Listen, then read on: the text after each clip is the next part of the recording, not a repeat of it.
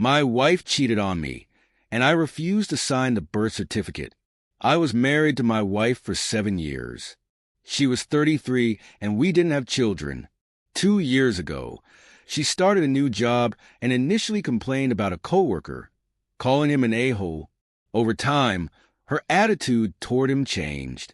She stopped mentioning him, but I didn't think much of it. Our marriage wasn't perfect, but I trusted her completely. About a month ago, I noticed something was different. She was texting constantly and kept her phone close. She became busier on evenings and weekends, grew distant, and avoided affection. Then came the lies. She told me she'd ordered a revealing swimsuit online for a business trip to Florida, even though it wasn't suitable for work. She'd packed it anyway, which made me suspicious. I'd never invaded her privacy before, but her behavior pushed me to check. I found a drawing of her on hotel paper and directions to her male coworker's house in her handwriting. I reviewed our bank statements and saw charges at restaurants she'd visited during times she claimed to be at work. I decided to investigate further. I placed a GPS tracker on her car, which was registered in my name. When she returned from her trip, she claimed she'd been to a coffee shop on Sunday. However, the tracker showed otherwise. Another time, she said she was working late after dinner, but the GPS showed her leaving work at 3:20 p.m. and staying at a restaurant until 9 p.m. The breaking point came one Saturday when she said she'd drive alone to watch my niece's tennis match so she could go to work afterward. Instead, she drove to a motel. I waited in a nearby parking lot until I was sure she was inside. I called her from the lobby and asked, "How's the coffee shop?" She lied, saying it was good. I told her to come down so we could talk. When she came down, she claimed it wasn't what it looked like. She said the man always worked in hotel rooms because he'd been caught with other women before. She insisted nothing physical happened. I didn't believe her. Later, she admitted they kissed 5 months ago, calling it a mistake. She confessed to meeting him in hotel rooms about 10 times over the last 9 months. She also admitted to lying about working late and deleting flirty texts. She claimed their conversations helped her with depression and work stress. Despite her explanations, I couldn't trust her anymore. Over the next month, we met a few times, but she kept lying and getting defensive. She downplayed their relationship, saying it was only romantic and not physical. But the evidence contradicted her words. I set up a voice recorder in our home and left. The recording revealed she spoke to him for hours, discussing our marriage and even mocking me. They laughed and planned to use a secret app to avoid detection. When I confronted her, she admitted more details. Finally, she confessed to having an affair for 6 months and even booked a hotel room with him the day before our anniversary. She said she wanted to fix our marriage, but her lies and gaslighting made reconciliation impossible. After 6 weeks of trying to make sense of it all, I filed for divorce. Looking back, I wish I'd ended it sooner. Divorce was painful, but staying in a marriage filled with lies and betrayal would have been worse. Throughout my life, I was fully committed to my marriage. I wasn't perfect, but I deeply loved my wife and envisioned a long future together. I made countless efforts to ensure her happiness, often putting her needs above my own. Looking back now, with the distance and clarity that time provides, I see the truth of what that relationship was, a one-sided dynamic where I gave everything, and she took more than she could ever reciprocate. The marriage drained me emotionally. My wife's narcissistic tendencies became evident as she continuously undermined my profession, my personality, and even my appearance. By the end, I had begun to believe I was a worthless partner. Yet, after the divorce, my life transformed. My business thrived, and I realized that I wasn't the unattractive, unworthy person she had made me feel like. Since then, I've had opportunities to date amazing women, some I once thought were out of my league. These relationships, though they ended amicably due to compatibility issues, taught me what a healthy partnership should look like and highlighted how toxic my marriage had been. I have no contact with my ex-wife now and rarely think about her. However, During the divorce, things became contentious. She argued I was taking too much of the money, even though I accepted less than 50% to ensure the process was smooth and didn't disrupt our financial stability. It's ironic that someone who cheated felt entitled to more than what was fair. This solidified my decision to cut ties and move on. Losing some friends during the divorce was hard, but most supported me, and I don't dwell on those who didn't. What hurt most was losing contact with some of my in-laws, whom I genuinely cared about. Despite everything, I sent a message to the wife of my ex's affair partner to explain the situation. Though she never responded, I respect her silence. To those going through something similar, let me say this. The days following the discovery of infidelity were some of the toughest of my life. But once the initial shock passed, I found a happiness I hadn't felt in years.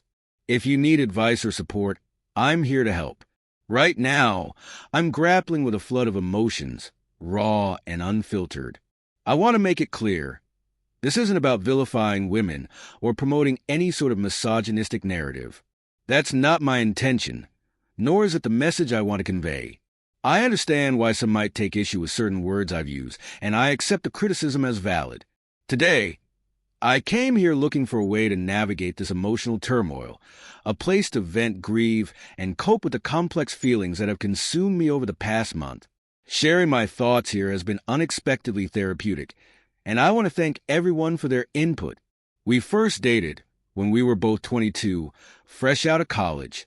Initially, we were just friends, but I eventually asked her out.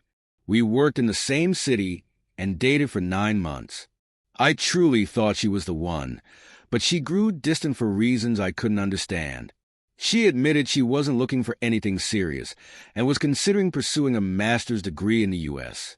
I, on the other hand, wanted a committed relationship.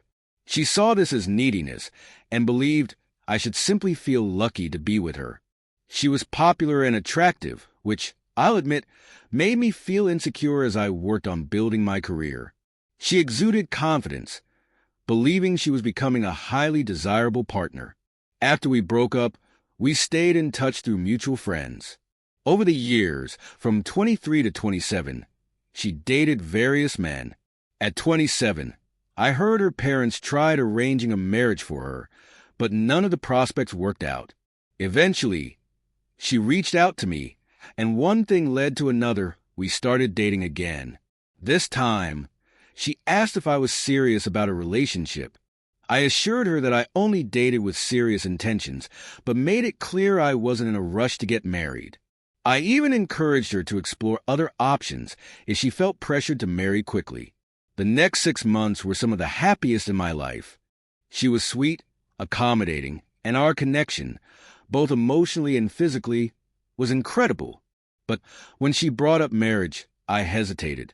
I wasn't ready, especially after witnessing friends rush into marriages that ended in divorce.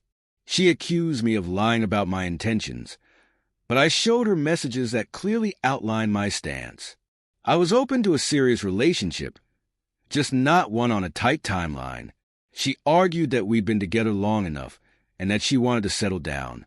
Soon after, her behavior shifted. Despite my efforts to stay close, she became distant again. A month later, she gave me an ultimatum: marry her or move on. She even said she could easily find someone else, implying I was lucky to have her. That stung deeply, but I stood my ground, unwilling to let pressure dictate such an important decision. We ended things, but 3 months later, she reached out again. This time, she apologized for her earlier comments, admitting she was wrong to claim she could replace me easily. She said I was the one for her and promised to wait until I was ready to marry. While I appreciate her change in tone, I couldn't shake the feeling that this might not work long term. Her mood swings from being sweet to cold left me uneasy. Marriage felt less like a natural progression and more like a demand. After reflecting on the advice I received here, I decided to end the relationship for good. Last Saturday, I called her to explain. I told her I couldn't handle the unpredictability of her behavior and that I deserved someone who respected me without conditions. I also told her she should find someone whose goals align with hers. She didn't take it well. She accused me of wasting her time and attacked some of my insecurities, which I'd rather not share. Despite my efforts to keep things amicable, the conversation ended bitterly. Later, she texted, asking to meet in person for a productive discussion about our relationship. When we met, she looked stunning, and we had an honest exchange of criticisms. I acknowledged my own faults, including prioritizing work too much. She admitted her mistakes, including the hurtful comment about finding someone better. She showered me with compliments, calling me the best guy she'd ever dated. She begged for another chance, even suggesting we be intimate, a move she'd previously rejected as disgusting. While the encounter was intense, I knew it couldn't change my decision. I told her the relationship was beyond repair and reiterated that I couldn't stay in a dynamic where love and respect only surfaced under the threat of ending things. She cried, saying I was the one for her, the person she always envisioned ending up with. Despite her emotional pleas, I stood firm. Eventually, she accepted my decision and left. A few days later, a friend sent me a screenshot of an Instagram story she'd posted for her close friends. In it, she criticized me for wasting her time. Realizing there was nothing more to say, I sent her a final message wishing her well before blocking her. Now, I'm focusing on moving forward and finding peace. I feel liberated now, ready to find someone who truly values and loves me for who I am. Here's another story. It started like any typical Wednesday. After work, I went to my girlfriend's place for dinner. We had been dating for about a year and a half. That evening, she mentioned plans to meet up with her best friend at another girl's house. I'd only met this other girl a few times and wasn't too keen on the idea. I suggested we just hang out at her best friend's place and then head home since I had work the next morning. We eventually agreed to stop by her best friend's house. While there, we spent about an hour chatting. Her best friend's boyfriend offered me a beer, which I accepted out of politeness, even though I usually avoid drinking during the week. The girls, on the other hand, started taking vodka shots, and before long, they were noticeably tipsy. At one point, her friend suggested heading to the other girl's house. I was reluctant, explaining it was getting late and I needed to get up early for work. However, my girlfriend insisted. Reluctantly, I compromised and agreed to go, but made it clear we wouldn't stay past midnight. When we arrived, the place was exactly as I expected, a messy, cramped apartment filled with strangers I didn't care to interact with. The girls continued drinking, finishing off a bottle of vodka and getting quite drunk. At midnight, I told my girlfriend it was time to leave. She ignored me, absorbed in her conversations. I reminded her again, but she brushed me off, clearly determined to stay. At this point, I was frustrated, trying to persuade her to leave while managing two intoxicated girls. Then, things took an unexpected turn. My girlfriend, her friend, and two other girls suddenly went into the bedroom and closed the door. I overheard them laughing and mentioning something about a foursome.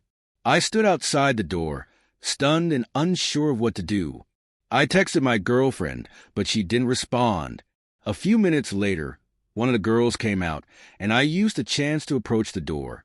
When I opened it, I saw my girlfriend under the blanket on the bed, engaged in an intimate act with her best friend. Shocked and trembling, I blurted out, "What are you doing?"